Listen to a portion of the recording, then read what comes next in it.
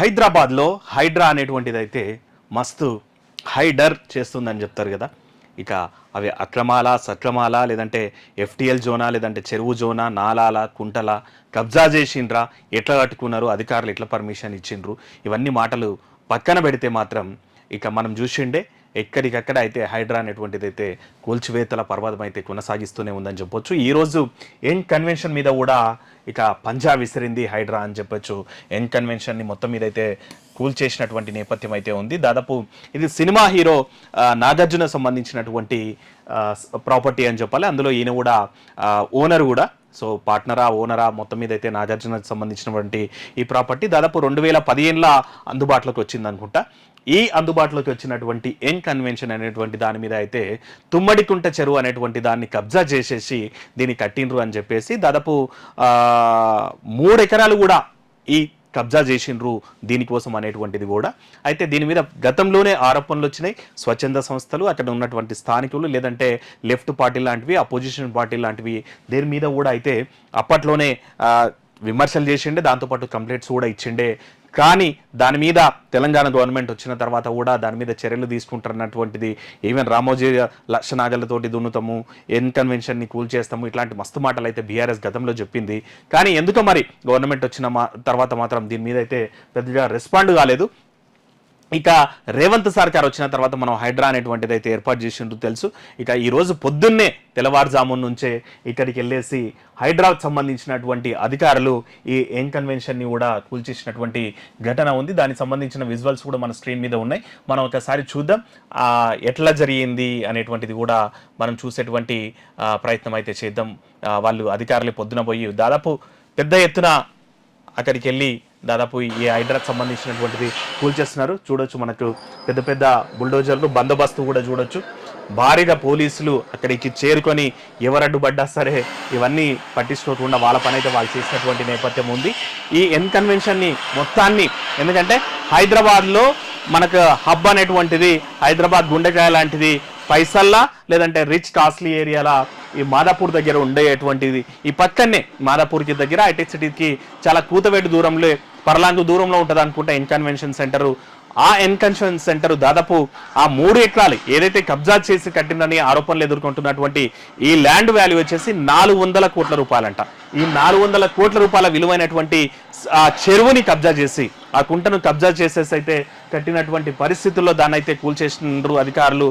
దాదాపు ఎక్కడ పిల్లలు లేకుండా, ఎక్కడ సపోర్ట్ పిల్లలు లేకుండా మొత్తం ఒకేలాగా సీలింగ్ తోటి కట్టినటువంటి ఆ బిల్డింగ్ దాదాపు 3 నుంచి 4,000 మంది కూడా కూర్చునే విధంగా కూడా తయారు చేసినటువంటి ఆ ఎన్ కన్వెన్షన్ని మొత్తం మీద అయితే కూల్చేసిండ్రు. ఇది మనకి ఇక్కడ ఉన్నటువంటి విజువల్స్ చూడొచ్చు అనమాట. అయితే ఇప్పుడు నిజంగా అందరికైతే, ఎందుకంటే మొన్నటి వరకేమో మొత్తం మీద ఎట్లో అంటే నయాన్నో భయాన్నో లేకపోతే పైసలతోటో లేకపోతే ఇంకోటి చేసో మొత్తం మీద గవర్నమెంట్ పెద్దలతోటి మిలాఖత్ అయ్యో మొత్తం మీద ఇట్లాంటి ఆస్తులను అయితే కాపాడుకుంటూ వచ్చిండ్రు. కానీ హైడ్రా అనేటువంటిది మాత్రం ఫుల్ పవర్స్ ఇచ్చిండ్రు అన్నటువంటి మాట అయితే వినిపిస్తుంది. రేవంత్ రెడ్డి హైడ్రా టీంకి ఫుల్ పవర్స్ ఇచ్చినటువంటి నేపథ్యంలో వాళ్ళైతే అన్ని కూల్చేస్తున్నారు.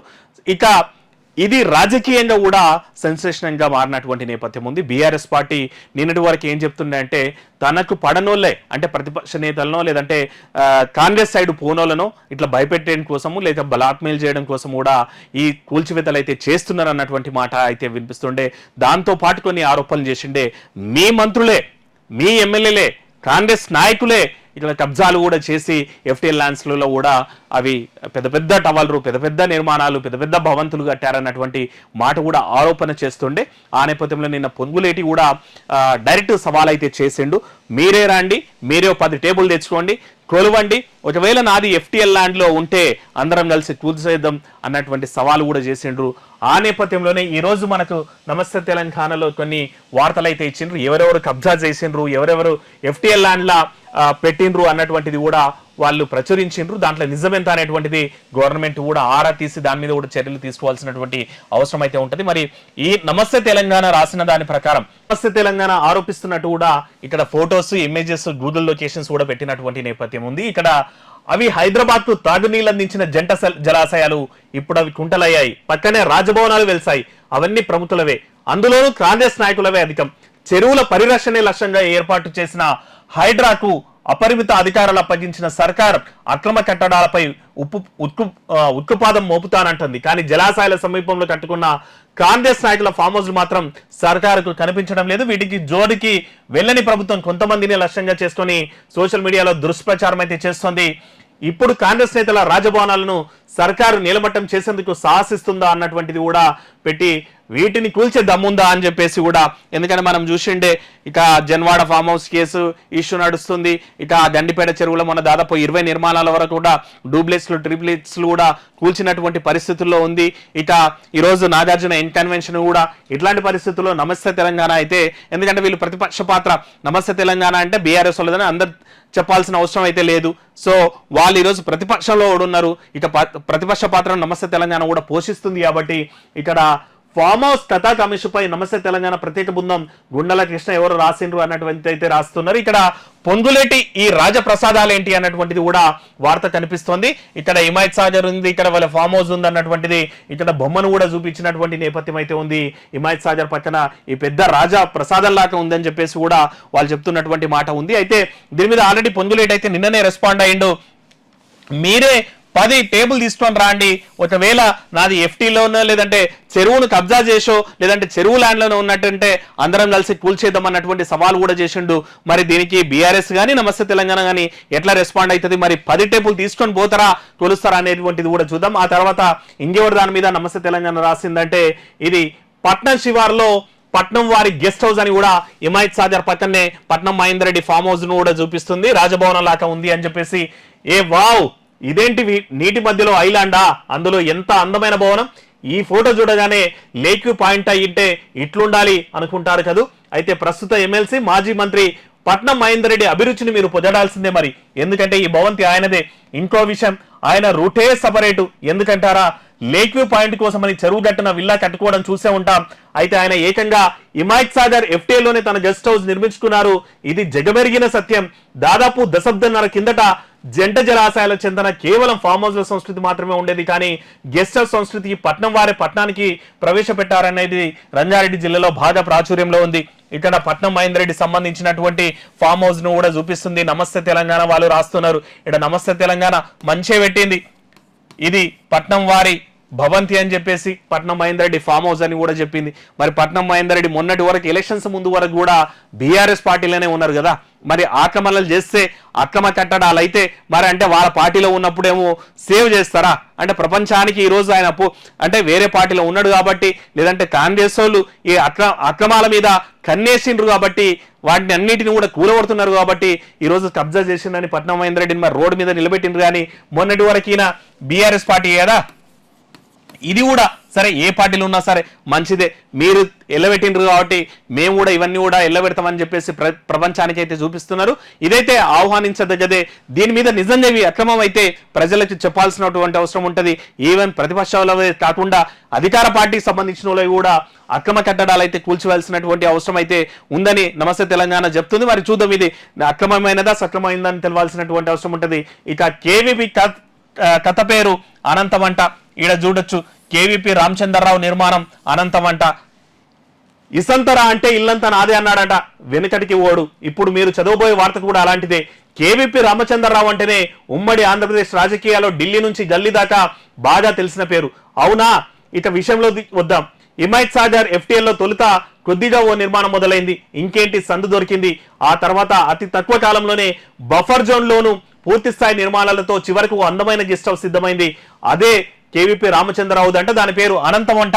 దానికి అనంతమని నామకరణం చేసిండంట కేవీపీ రామచంద్రరావు అనేవి నమస్తే తెలంగాణలో అయితే ఓ వార్త రాసిండ్రు. మరి ఈయన ఇప్పుడు కాంగ్రెస్ లో ఉన్నాడు కాబట్టి దాన్ని టచ్ చేస్తలేరు అన్నటువంటి వార్త అయితే రాసిండ్రు. మరి ఇది సక్రమమా అక్రమమా అనేటువంటిది కూడా తేల్చాల్సిన బాధ్యత అయితే గవర్నమెంట్కి ఇచ్చింది నమస్తే తెలంగాణ. ఆ తర్వాత వివేక్ వారి విస్తరణ స్టోరీ అంట.